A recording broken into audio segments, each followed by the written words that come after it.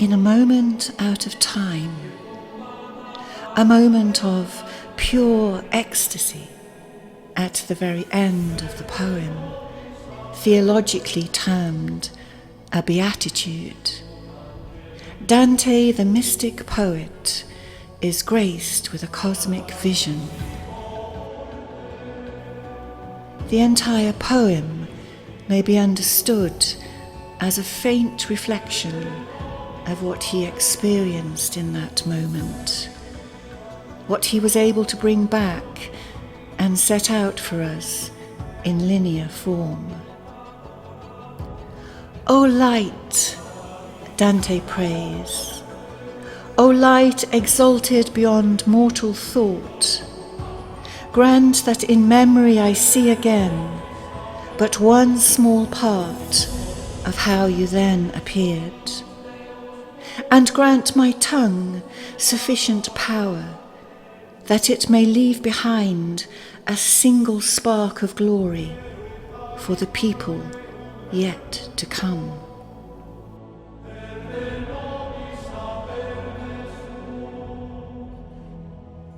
We are those people, and so I want to begin with a deep bow to Dante Alighieri, this intrepid and gifted explorer, for setting out his great vision for us so arrestingly.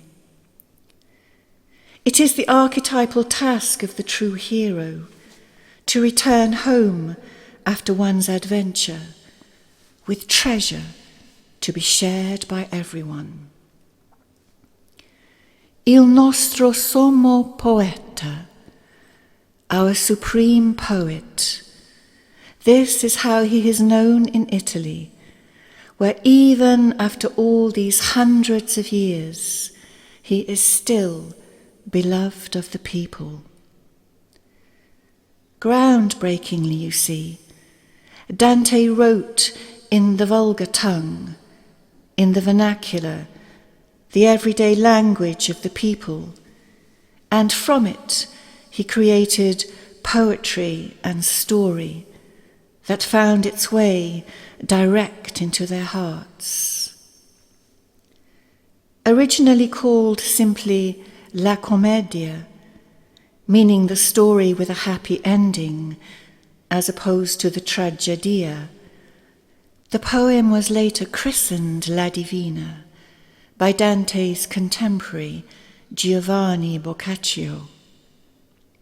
Begun in 1308 and completed the year before his death in 1320, the Commedia is all about love and love's dark shadow, with all its numerous delights and complexities, its projections, inversions and inflations, its agonies and ecstasies.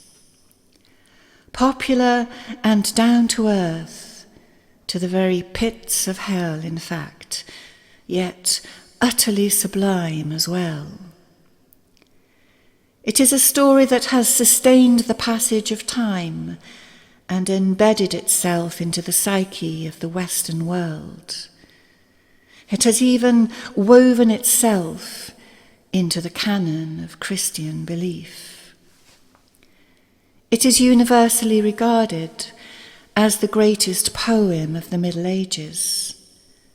32,000 words long, 100 canti or verses, divided into 3 canticles, each composed of 33 canti, except the first that has 34. Each canticle has 9 levels, with an additional incorporeal realm.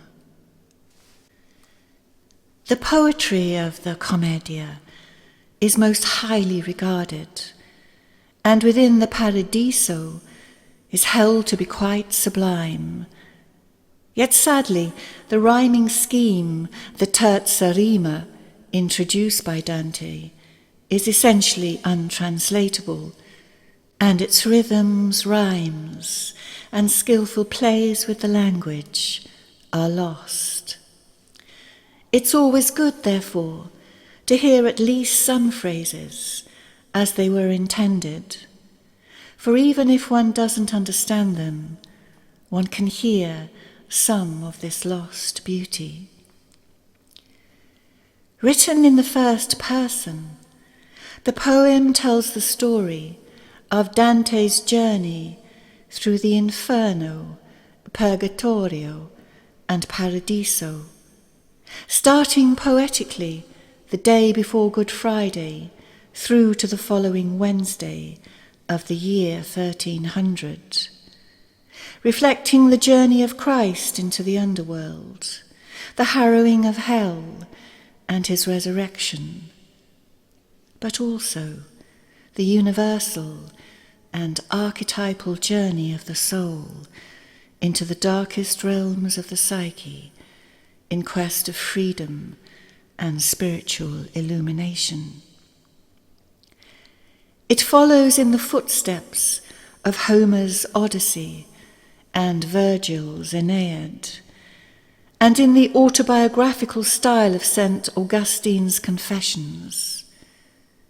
Theologically, it has roots in the writings of Thomas Aquinas, but Dante, some say, was also versed in certain esoteric and mystical traditions, which perhaps we see reflected in the numerology and sacred geometry of his cosmology.